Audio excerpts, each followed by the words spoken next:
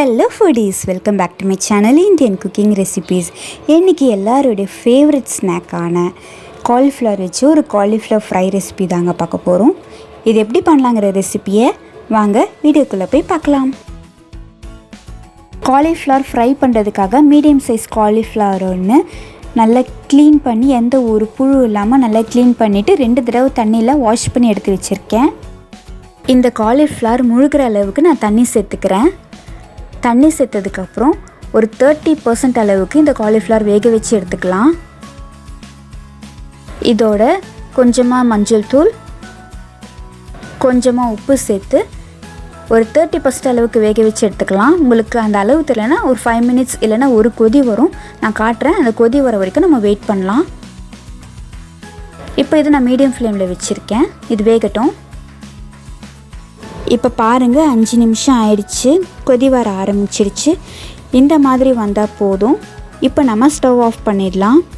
இந்த காலிஃப்ளவரை தண்ணியில் ரொம்ப நேரம் வேக வச்செல்லாம் எடுக்க தேவையில்லை. இது ஜஸ்ட் பிளான்ச்சிங்னு சொல்லுவாங்க. ஒரு 30% அளவுக்கு குக் பண்ணால் போதும், அதுக்கு மேலே குக் பண்ண வேணாம். நான் இந்த காலிஃப்ளவரை தண்ணியிலேருந்து நல்லா வடிகட்டி இன்னொரு கிண்ணத்துக்கு ட்ரான்ஸ்ஃபர் பண்ணிடுறேன்.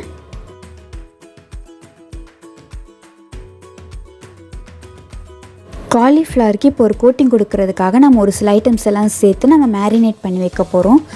அதுக்கு மெஷர்மெண்ட் எல்லாமே நான் இந்த டேபிள் ஸ்பூன் அளவில் சொல்கிறேன், நீங்களும் டேபிள் ஸ்பூன்லேயே எடுத்துக்கோங்க. 2 டேபிள் ஸ்பூன் மைதா சேர்த்துக்கிறேன்.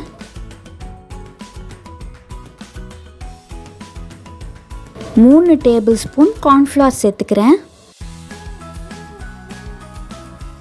இஞ்சி பூண்டு பேஸ்ட் ஒரு 1/2 டேபிள் ஸ்பூன் அளவுக்கு சேர்த்துக்கிறேன். Kashmiri chilli powder 1/4 table spoon அளவுக்கு சேர்த்துக்கிறேன்.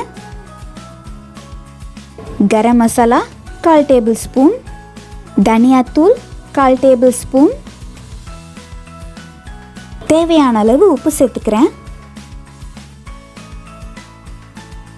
லெமன் ஜூஸ் ஒரு 1/2 டேபிள் ஸ்பூன் அளவுக்கு சேர்த்துக்கிறேன். நம்ம சேர்த்த எல்லாமே அந்த காலிஃப்ளவர் மேலே கோட்டிங் ஆகிற மாதிரி கொஞ்சம் கொஞ்சமாக தண்ணி தெளித்து நல்லா கலந்து விடலாம். இந்த காலிஃப்ளவர் மேலே நம்ம தண்ணி தெளித்து கலக்கிறதால அந்த மாவு அந்த காலிஃப்ளவர் மேலே ஒரு கோட்டிங் மாதிரி வரும். பாருங்கள், இந்த மாதிரி இருக்கணும். இந்த காலிஃப்ளவரை 5 நிமிஷத்துக்கு மூடி போட்டு நல்லா ஊற வைக்கலாம். ஊறதால் அந்த மசாலாலாம் நல்லா அந்த காலிஃப்ளவர் சேர்ந்து நல்லா வாசனையாக இருக்கும். 5 நிமிஷம் ஆயிடுச்சு. பாருங்கள், இந்த காலிஃப்ளவர் மேலே நம்ம சேர்த்த அந்த மைதா, அந்த கார்ன்ஃப்ளவர் எல்லாமே நல்ல ஒரு கோட்டிங் மாதிரி கொடுத்துருக்கு. இப்போ இதை நம்ம பொரிச்சு எடுத்துடலாம். எண்ணெய் நல்லா சூடாகிடுச்சு. இப்போ நம்ம கொஞ்சம் கொஞ்சமாக காலிஃப்ளவர் சேர்த்து பொரிச்சு எடுத்துடலாம்.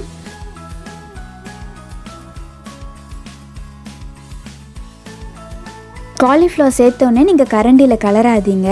அப்படி கலந்தீங்கன்னா அந்த மாவு கரண்டியில் ஒட்டிக்கும். ஒரு 2 நிமிஷம் ஆனதுக்கப்புறம் நீங்கள் கலந்தீங்கன்னா அந்த மாவு எதுலேயும் ஒட்டாமல் அந்த காலிஃப்ளவர்லேயே நல்ல ஒரு கோட்டிங் மாதிரி இருக்கும்.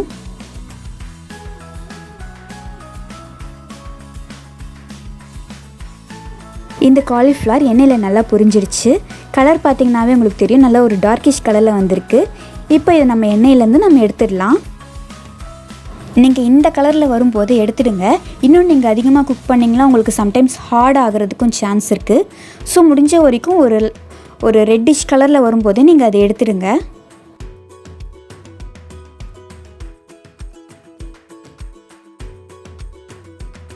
இந்த காலிஃப்ளவர் ஃப்ரை பார்க்கும்போது சாப்பிட்ணும் போல் நாக்கு உருதாங்க. அப்போ எங்கே வெயிட் பண்ணுறீங்க? சீக்கிரமாக செஞ்சு சாப்பிடுங்க. இந்த வீடியோ உங்களுக்கு பிடிச்சிருந்தா மறக்காமல் ஒரு லைக் பண்ணுங்கள், சப்ஸ்கிரைப் பண்ணி வச்சுக்கோங்க. தேங்க்ஸ் ஃபார் வாட்சிங்.